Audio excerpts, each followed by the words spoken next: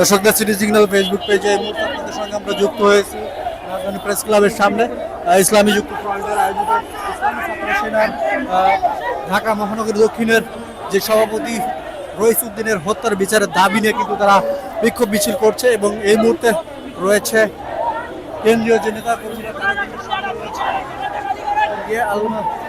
গিয়াসউদ্দিন তাহেরি কিন্তু সামনে থেকে তারা কিন্তু সুরাকানি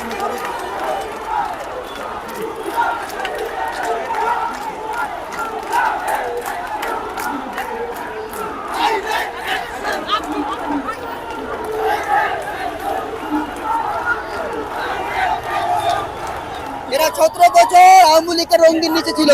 এরা আমাদের চুন্নিদেরকে বলে আমরা নাকি ফেসিবাদের দালাল। আমরা দালালি করি নাই কোনোদিন। এরা আওয়ামী লীগের রঙিন নিচে জামাত শিবির ছিল। আমি দেখিয়ে দিব ডক্টর শফিকুর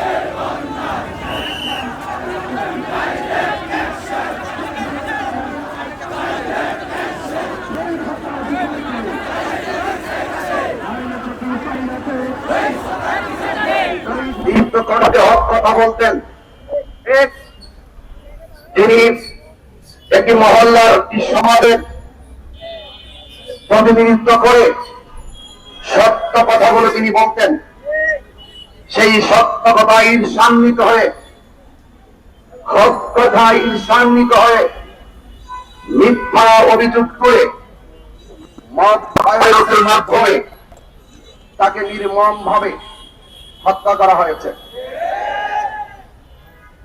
কিভাবে পাশবিক নির্যাতন চালিয়ে তাকে হত্যা করা হয়েছে, শহীদ করা হয়েছে, তা এখনো পর্যন্ত ফেসবুকের পাতায় যখন দৃষ্টি নিবন্ধ করি অশ্রুসিক্ত নয়নের সকল মানুষ নীরবে নিভৃতে কান্না করে।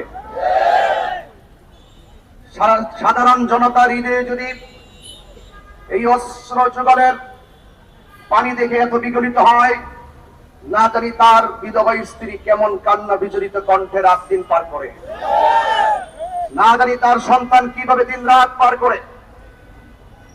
একজন মা তার সন্তান হারিয়েছে, একজন স্ত্রী তার স্বামীকে হারিয়েছে, সুন্নি জনতা একটি নিবেদিত প্রাণকে হারিয়েছে। আমরা এই চিত্র দেখে আর বরদাস্ত করতে পারি নাই। আমরা বিগত 1 বছর হয়ে গেল প্রশাসনের কাছে আমরা অপরাধীদের শাস্তি দাবি করেছি। প্রশাসন মামলাটা নিতে অনেক দেরি করেছে। দৃশ্যমান আসামিরা প্রকাশ্য মব ভায়োলেন্সের মাধ্যমে আমার ভাই রইসউদ্দিনকে হত্যার পরেও কেন মামলা নেওয়া হয়নি, কেন মামলা নিতে দেরি করেছিল? মামলা নেওয়ার পরে দীর্ঘ 1 বছর হয়ে গেল, আমার ভাই কবরে চলে গিয়েছে, কিন্তু আসামিরা দিব্যি ঘুরে বেড়াচ্ছে।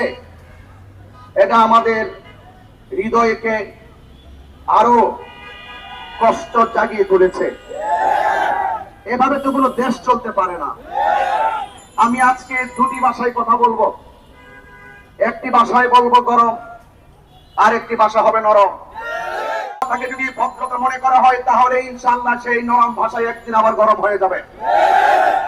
গরম ভাষা যদি কথা বলতে চাই, হক কথা যদি দাপ্তহীন কণ্ঠে বলতে চাই, যখন আমার ভাই রইসউদ্দিনকে নির্মম ভাবে মিথ্যা অপবাদ দিয়ে মব ভায়োলেন্সের মধ্যে হত্যা করা হয়েছিল, তখন ক্ষমতায় কে ছিল?